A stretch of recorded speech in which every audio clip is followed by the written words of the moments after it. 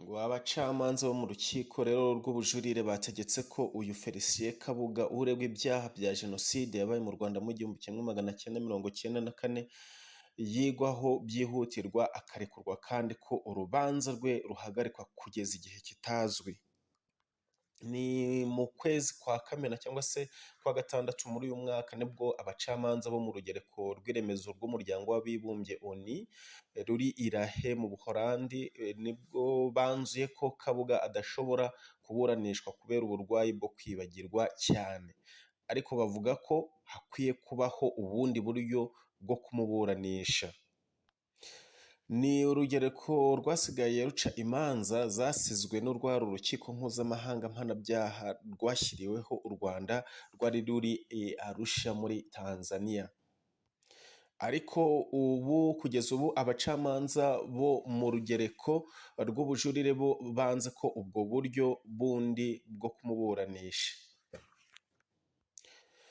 Uwitwa Philibert Gakwenzire ni umukuru w'ishyirahamwe ry'abarokotse jenoside mu Rwanda ariyo IBUKA, yabwiye itangazamakuru ko kiriya cyemezo cyakomeje kubatungura cyangwa se cyakomeje kubatungura, kandi mu by'ukuri cyanabababaje kuko kigaragaza ko ari ukubura ku butabera nabyo ubwabyo bikaba ngo bibababaje cyane.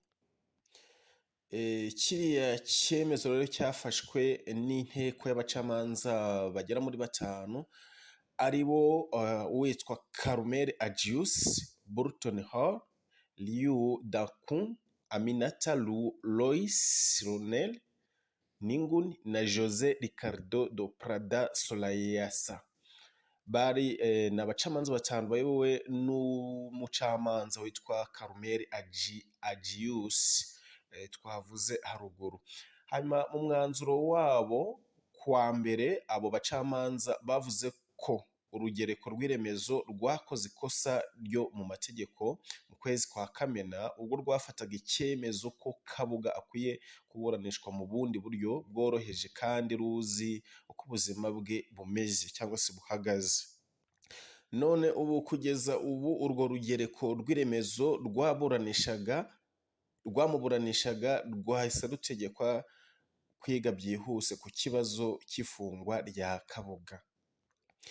Uyu Gakwenzi kandi akaba avuga ko biriya bigaragaza ko bari abacamanza baba batarahaye agaciro ikibazo cy'ubutabera. Akavuga ko bari bakwiye guhera ku gukura inzitizi mu nzira.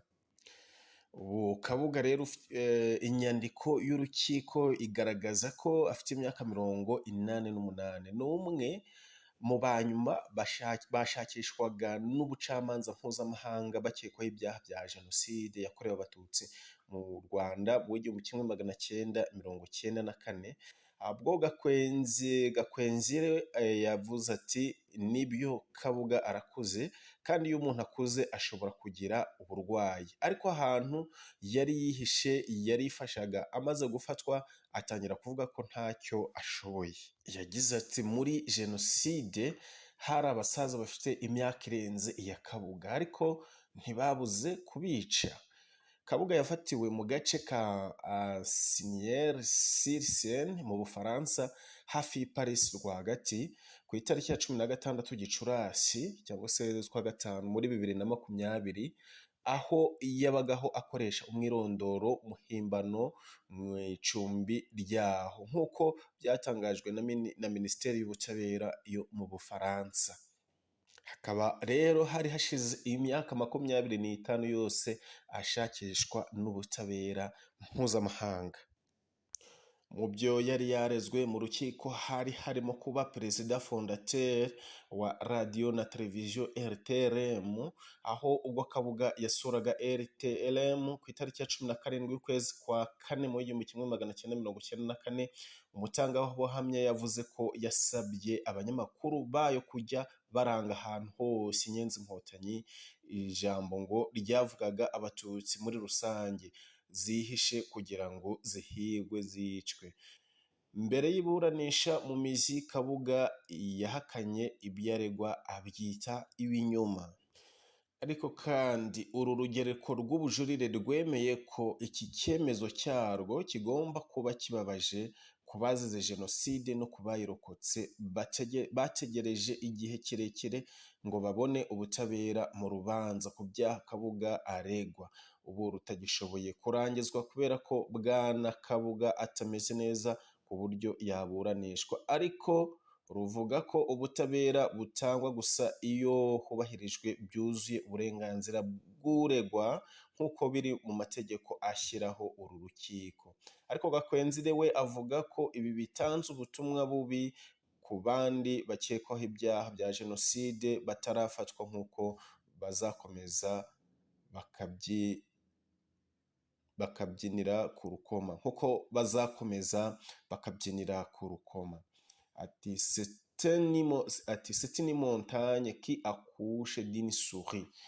Ugereranyije mu kinyarwanda bivuze umusozi munini ubyaye imbeba, cyangwa urubanza rwari rwitwezeho byinshi ariko ruvuyemo ikintu gitoya. Ubundi byageze ahangaha gute, cyangwa se ubu byari bihagaze gute? Byageze ahangaha gute? Iburanisha riheruka ryo ku itariki 30 Werurwe, umucamanza Lebonomi ukuriye urugero rw'iremezo yari yarisubitse kugeza igihe kitazwi. Hari nyuma y'uko uruhande rw'ubwunganizi bwa Kabuga n'urw'ubushinjacyaha bagiye impaka kuri raporo y'inzobere zigenga. Iyo raporo ku buzima bwa Kabuga yatangajwe muri Werurwe, yakozwe ku busabe bw'urukiko n'inzobere mu buzima bwo mu mutwe Professeur Henry Kennedy, Professeur Gillian Medze na Professeur Patrick Claas.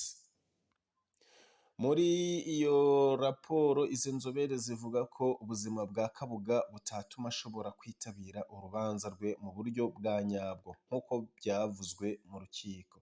Iyo raporo irimo ko ubuzima bwo ku mubiri no mu mutwe bwa Kabuga bwagabanutse, ndetse ko afite ikibazo gikomeye cyo kwibagirwa, aribyo bita clinical dementia. Ibyo nibyo byatumye ku itariki ya 10 Werurwe uru rugereko rw'irahe ruba ruhagaritse kumva ibimenyetso bishya mu rubanza rwe, ahubwo ruha umwanya izo nzobere zisabwa ibisobanuro mu rukiko kuri iyo raporo. Nyuma yaho ubushinjacyaha n'ubwunganizi bavuze icyo batekereza ku bisobanuro by'izo nzobere na raporo yazo kugeza ku itariki 30 Werurwe. Ku itariki ya 6 Kamena nibwo urwo rugereko rwatangaje umwanzuro wo mu rwego rw'ubucamanza kuri iyo raporo y'inzobere zigenga no ku ngingo z'ubushinjacyaha n'ubwunganizi kuri iyo raporo. Ruvuga ko Kabuga adashobora kuburanishwa. Uwo mwanzuro niwo wari wajuririwe, ubushinjacyaha buvuga ko Kabuga ashobora kuburanishwa, naho ubwunganizi bwe buvuga ko ahubwo akwiye kurekurwa nta yandi mananiza.